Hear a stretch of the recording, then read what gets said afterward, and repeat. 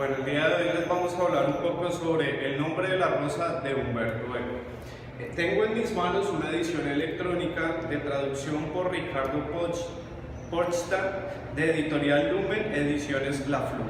Bueno, entonces contextualizando un poco la novela de Humberto Eco, vamos a tomar principalmente el punto de la época medieval, donde trataremos como primer tema el símbolo, la significación de la mujer con lo maligno. Citando pues como una primera parte en la página 50 del libro, cuando se habla sobre la lujuria. Entonces se cita: sí, la lujuria, había algo de femenino, por tanto de diabólico en el joven que murió. Tenía ojos de muchacha que busca el comercio con un niño. Pues recordemos que la novela está ambientada en una época medieval, por lo tanto, esta connotación de lo femenino con lo diabólico pues siempre ha estado enmarcada con respecto a ese contexto y a esa época. También trayendo a contación un poco cuando se adentran Atso y Guillermo en la biblioteca, cuando Atso tiene algunas visiones por unos narcóticos. Entonces, en la página 143 citamos a esa ilusión, esa fantasía que tuvo Atso. Entonces, destacaba la figura de una bestia horrible, un dragón de 10 cabezas que con la cola barría las estrellas del cielo y las arrojaba hacia la tierra. De pronto vi que el dragón se multiplicaba y las escamas se separaban de la piel para tomar un anillo rutilante que giraba alrededor de mi cabeza. Me eché hacia atrás y vi que el techo de la habitación se inclinaba y bajaba hacia mí. Después escuché un silbido de 1000 serpientes, pero no terrorífico, sino casi seductor, y apareció una mujer rodeada de luz, que acercó su rostro al mío, echándome el aliento. Extendí los brazos para alejarla y me pareció que mis manos tocaban los libros del armario del frente, o que estos se agrandaban enormemente. Entonces, la significación como tal, pues recordemos Atso representa como al monje que está en medio de esta razón lógica representada por Guillermo y todo lo que él está enseñando, y esa fe ciega que tenía como monje. Entonces se encuentra como en esta especie de dualidad de decisión. En la página 183 también hay otra conversación interesante que nos aclara este punto. Entonces, cálmate muchacho, Joaquín de Fiora fue un gran profeta y fue el primero en prometer que la llegada de Francisco marcaría la renovación de la iglesia, pero los pseudoapóstoles utilizaron su doctrina para justificar las propias locuras. Sagaley llevaba consigo a un apóstol femenino, un tal Tripia o Ripia, que decía tener el don de la profecía. Una mujer, ¿entiendes? Y le responden: pero padre, intenté alegar, vos mismo la otra noche hablasteis de la santidad de Chiara da Montefalco y de Ángela da Foligno. Y le responden a Atso: estas eran santas, vivían en la humildad reconociendo el poder de la iglesia, no se arrojaron jamás el don de la profecía. En cambio, los pseudoapóstoles afirmaban que también las mujeres podían ir predicando de ciudad en ciudad, como sostuvieron también muchos otros herejes. Entonces, la relación como tal es más que todo historiográfica, recordando pues que la Edad Media sobresalía esta idea religiosa de que la mujer había sido la incitadora al pecado original. Otro punto importante a tratar en la novela, también refiriéndonos al pecado, es cómo se condena la risa, cómo se condena como esta burla o esta poética, ¿sí? Pero la poética no relacionada tanto con el verso, con el escribir poesía, sino con la poética como forma de inspiración para llegar a la verdad del mundo. Entonces, citando una parte del libro, más que todo la página 90, entonces dice así: ya lo vistes ayer, Jorge señaló que no es lícito adornar con imágenes risibles los libros que contienen la verdad. Venancio observó que el propio Aristóteles había hablado de los chistes, y de los juegos de palabras como instrumentos para descubrir mejor la verdad, y que por tanto la risa no debía de ser algo malo si podría convertirse en un vehículo de la verdad. Esta es una conversación posterior a cuando se encuentran el libro donde están las figurillas justamente de Venancio, que ha fallecido, y el que inicia prácticamente toda esta investigación que se desarrolla en el libro. Entonces, el mismo Guillermo hace el comentario de que estas figuras son risibles, o sea, de que su extravagancia incita a que sean graciosas. Y está el otro personaje, que es Jorge de Burgos, que es como el bibliotecario ciego, la representación del libro como tal, de esa fe ciega, en comparación con la razón aristotélica que es representada por Guillermo, de que lo condenan como formas de herejía, como alejarse de la verdad. Hay un argumento más adelante en una conversación que tiene Guillermo con Jorge Burgos, en que él condena o dice que Jesús nunca rió, y que las parábolas de él siempre hacían referencia a cosas verdaderas, que nunca utilizó imaginarios, por así decirlo. Lo cual nos lleva a la página 91, también en un diálogo muy interesante que revela este punto. Es cierto, dijo Venancio, sonriendo por primera vez y con el rostro casi iluminado. Vivimos para los libros, dulce misión en este mundo dominado por el desorden y la decadencia. Entonces quizás podáis comprender lo que sucedió aquel día. Venancio, que conocía muy bien el griego, dijo que Aristóteles había dedicado especialmente a la risa el segundo libro de la Poética, y que si un filósofo tan grande había consagrado todo un libro para la risa debía de ser algo muy importante.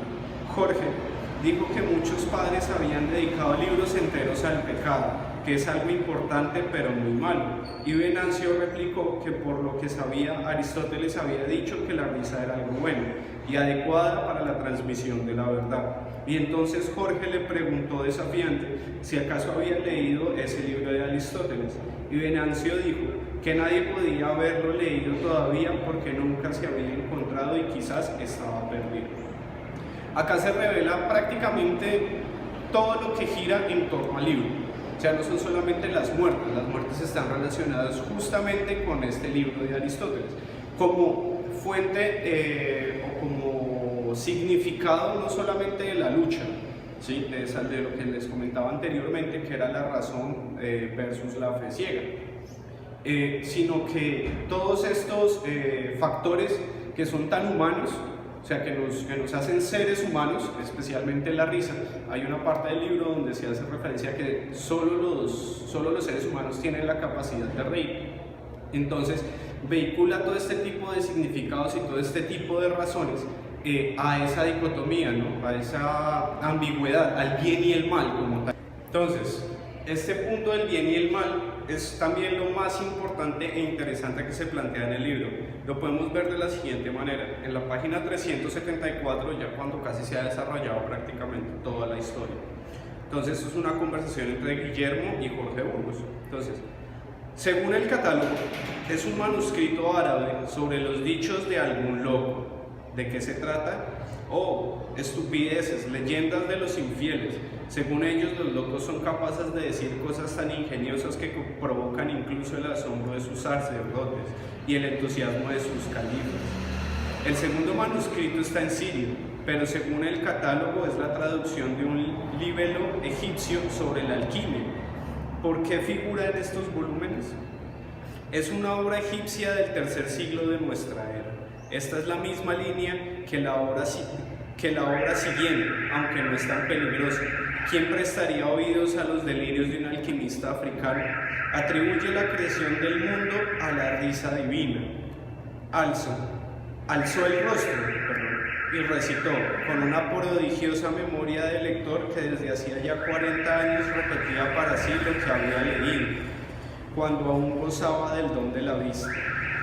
Apenas Dios rió, nacieron 7 dioses que gobernaron el mundo. Apenas se echó a reír, apareció la luz. Con la segunda carcajada apareció el agua. Y al séptimo día de su risa apareció el alma. Locuras.